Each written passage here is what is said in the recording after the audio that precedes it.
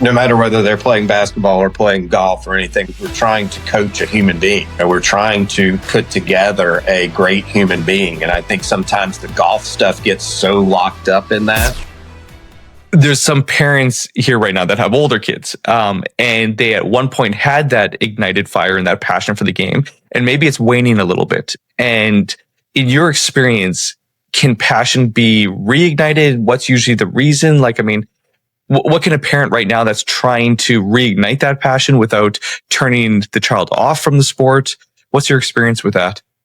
Well, two ways to kind of come at that. Number one, I say this to a lot of developing juniors, which I think is a great segue into what we're talking about, is if you ask, we'll call it a 16-year-old kid who wants to go play in college, this is his deal, he's really in. If you say to him, all right, Ryan, when do you think you should be playing the best golf of your life?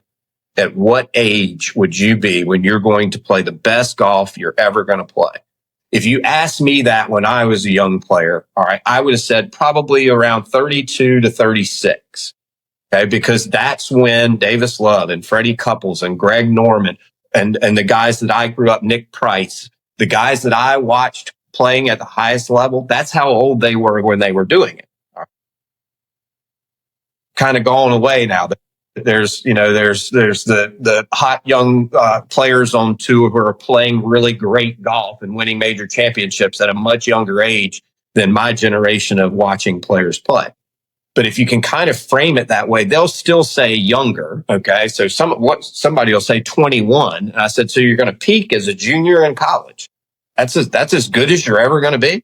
I thought you wanted to play the tour. I thought you wanted to do this. And that kind of reframes it again. It's like, okay, hold on, the best golf of my life. And then they'll change it to 25, 26, somewhere in there. All right. If he's 16 and we decide, I'm going to play the best golf of my life at 26, we got 10 years to keep learning and keep growing until you play the best golf. Can we focus on just getting a little bit better every day until we're 26? Okay.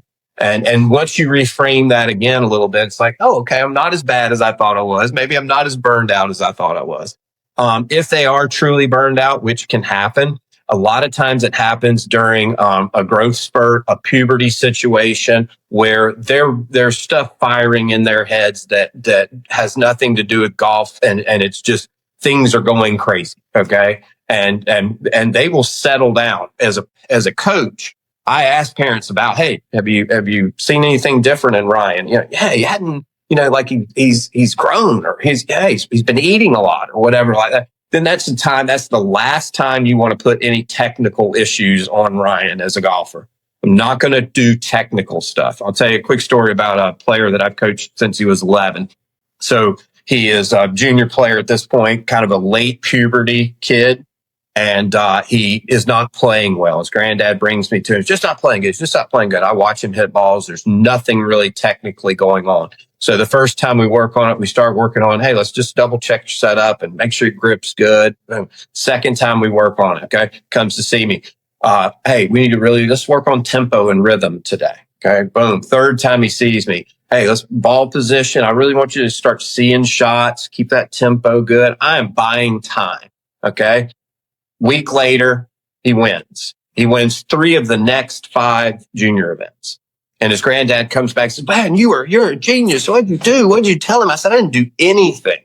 I just waited for that time to pass where neurons are firing and all these types of things are going on as the maturation process of a kid takes place. And then he settled back down and knew how to run his body again. Okay. Because when they're going through that, they don't know how to run their body.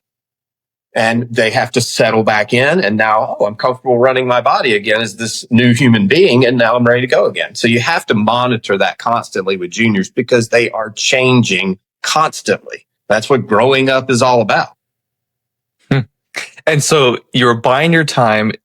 Is there also, I guess, what would be a mental playbook that during those times of volatility, as we've talked about quite a bit in this episode, but what would be a mental playbook that we could be working on, or other aspects that would be helping the junior downstream in the golf game that maybe has nothing to do with the technical side of golf?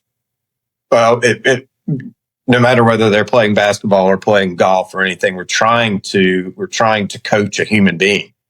We're trying to put together a great human being. And I think sometimes the golf stuff gets so locked up in that, that it's golf, or technique, or you got to practice better, or you need to focus more, or whatever.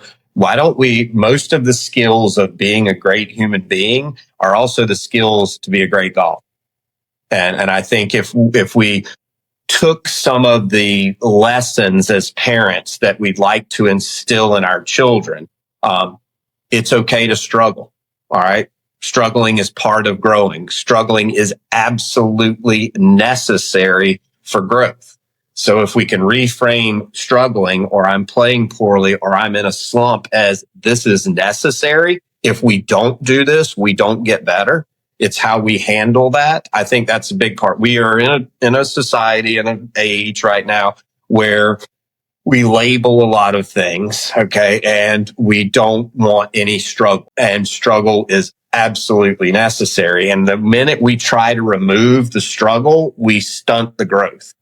And how we embrace the struggle of being a golfer and being a human being is hugely important for growing good golfers and good human beings. So I think just being able to talk about the struggle, being able to talk about the slump, being able to talk about the burnout, and then reframe it into something that's positive, that's also a learning lesson to being a good human. Man, I love that so much. And I do think that that's a message that needs to be broadcast in this day and age.